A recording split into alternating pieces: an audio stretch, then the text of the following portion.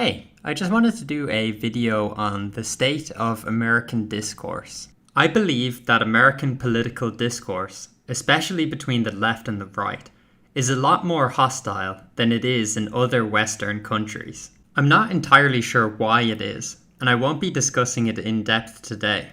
There's an interesting article on Vox of all places that links to a study on polarization cross-country. They mention a few candidate sources of polarization, like the increased popularity of cable news TV in the United States with CNN and Fox, or the internet as a contributing factor. As anyone who's been to a YouTube comment section will know, people are a lot more hostile over the internet. But to me, these arguments aren't very convincing. I would imagine that cable news is a symptom of the polarization rather than the cause. And for the latter argument, the USA's polarization predates the advent of the internet. And if internet was the cause, I'd expect to see polarization increase cross-country. But as the study mentioned earlier shows, though polarization is increasing in countries like the USA and Canada, it's actually decreasing in other countries, such as Britain, Germany. Probably the most convincing argument I've heard, though it's still flawed, is the two-party argument. The argument is that having only two main parties causes a lot of division. I'd recommend Lee Drutman's Breaking the Two-Party Doom Loop if you're interested in the subject. This argument resonates with me a lot more. In Ireland, where I'm from, political discussions don't tend to be as polarizing, and we have 4 or 5 main parties to choose from. Obviously, that's just a correlation. That doesn't prove causation. But I think only having two parties creates a black and white scenario. They don't allow for any greys in between. But to quote Lee in the book, we need some division for parties to provide meaningful alternatives, to give voters power and send strong signals. But too much division and the stakes feel too high. Politics become toxic. And I think that's where the United States is at the moment. Anyway, I wanted to show 2 clips that I think illustrate this divisiveness. One is an example from the American right, and one is from the American left. The first is American pundit Ben Shapiro, who sits on the right side of American politics. Andrew Neil is an English BBC commentator. Some of the ideas that are popular in your side of politics would seem to take us back to the Dark Ages, Georgia, new abortion laws, which you are much in favour of, that a woman who miscarries could get 30 years. A Georgian woman who travels to another state for an abortion procedure could get 10 years. These are extreme hard policies. Well, okay, a couple of things. One, I'm not sure, I mean, frankly, I don't know whether are you an objective journalist or are you an opinion journalist? I'm a journalist that asks questions. Okay, so you're a supposedly objective journalist calling policies with which you disagree barbaric and suggesting only one side of the political aisle has ideas. So I just want to point out that I wish you would at least be honest in your own biases. Mr. Shapiro, I know that broadcasting in America is now so polarized that on one program you only have the left and another one you just have the right. My job is to question those who have strong views and put an alternative to them. If you were an anti-abortion person, I would be putting pro-abortion questions to you. As Andrew says here, Shapiro's so used to American polarization that he assumes he's being attacked, when Nielsen simply always asks hard questions to challenge the viewpoints of his guests, whether those guests are on the left or on the right. Just for some examples of how ruthless he generally is, here he is interviewing a climate change activist. 100 years ago, weather-related disasters killed 500,000 people a year. Today, it's 20,000 a year. Still 20,000 too many, but it's a reduction of 95%.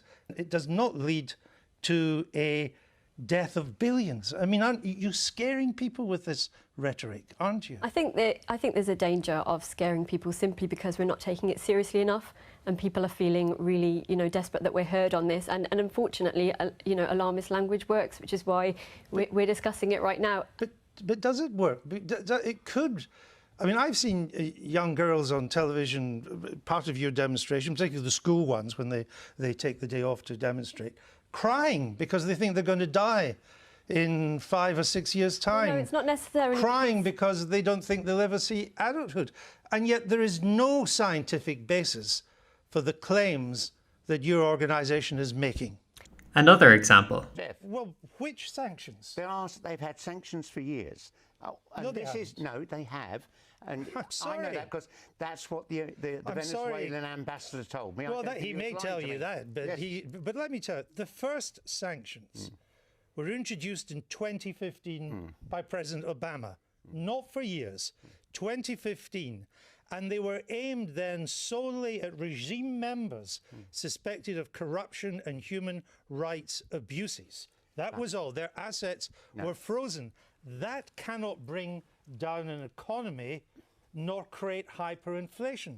So I ask you again, what US sanctions have caused this collapse in the economy? American sanctions are illegal under international law. They're illegal, the sanctions against Iran. You're not answering the question. No, the question is what sanctions could have caused this. Sanctions against individual members of the regime who are suspected of corrupt practices and human rights abuses could not cause an economy to collapse by 50%. Well, all I've got is the information I had from the Venezuelan ambassador that the sanctions imposed on the main oil company, publicly owned in Venezuela, is costing their economy $11 billion a year. There was not a single trading sanction on Venezuela. You could export or import anything other than arms. There were no restrictions. And at the same time, Ouch. And keep in mind, these are left-wing positions he's being so ruthless against. And you as a journalist are proceeding to call one side of the political aisle ignorant, barbaric, and sending us back to the Dark Ages. Why don't you just say that you're on the left? Is this so hard for you? Why can't you just be honest? Mr. Seriously, Shapiro, it's a serious question. Mr. Shapiro, if you only knew how ridiculous that statement is, you wouldn't have said it. Yes, Ben Shapiro. Andrew Neil, who was chairman of the Federation of Conservative Students and worked for the Conservative Party, is a left-winger. I'm assuming, because Ben Shapiro's used to being in a bubble, that when someone challenges his beliefs, he assumes that they're on the left side of the aisle. Fox News would never challenge Shapiro or ask him difficult questions. So let's move on. Would you vote for Mr. Trump? I think it's pretty evident from your own questions exactly what you are, sir. Trump? Now, you're a star of new media, of conservative new media. You and others on the left and the right, you position yourselves as supposed tellers of hard truths. But haven't you all just really coarsened public discourse in America and exacerbated its divisions? You know, it's kind of odd to be hearing about me coarsening public discourse when you call policies you disagree with brutal and bringing us back to the Dark Ages, sir. The point, I don't want to return to it, but the point was to put a position for you to reply to it. And I thought we covered that. That's the struggle for our national soul. We are so angry at each other right now. And I think that's true. I've just returned from the United States. But aren't you part of the problem with the way you go about your discourse, not the solution? You both claims that society is turning its back on Judeo-Christian values. Yeah, what are those values? What are the values it's turning its back on? I'm not inclined to continue an interview with a person as badly motivated as you as an interviewer. So I think we're done here. I appreciate your time, sir. All right. Thank you so much. Thank you for your time and for showing that anger is not part of American political discourse. Now, Mr. Shapiro, we'll say goodbye. Ouch. That was really rough. Ben Shapiro completely misinterpreted the intention of Andrew Neil. We see a similar phenomenon in this next clip with David Packman, an American left-wing pundit, as he's being interviewed by a British YouTube channel called Triggernometry. To sum up, Triggernometry are always very honest. They ask questions and they really listen to the person they're interviewing. But Packman misreads their intentions and goes in very hostile. As you know, we recently had progressive commentator David Packman on the show. We were delighted to have David on because we wanted to have another good faith conversation with someone on the progressive left. What I would say is I think some progress was made in a very difficult situation. I don't claim that the situation became dramatically different and we are now like way towards a solution. And also, I think I'd also concede that it's not an issue I know enough about to have a proper discussion with you as well. That's fair. We can table it on that basis. Packman's so weird here. Your discussion with them was very civil, and they were very honest with you. It's so weird that he's very hostile after the fact. He makes this video with a title that paints them as right-wingers, even though they're not. And all the comments on this video, on his own channel, are just stating how they're disappointed in Packman, and how his behaviour was so weird. I think this comment on the video sums it up best. I did sense some hostility from you during the discussion, and I was wondering why. Now I know. You consider them right-wing. Even if they were, which they are not, the condescending and sarcastic manner in which you engage is quite off-putting. I think in both cases, whether on the left or on the right, Ben Shapiro or Packman, our pundits are so used to a politicized environment that they completely misread the situation. Both clips make me cringe, but at least in the case of Shapiro, Andrew Neil was actually asking some tough questions.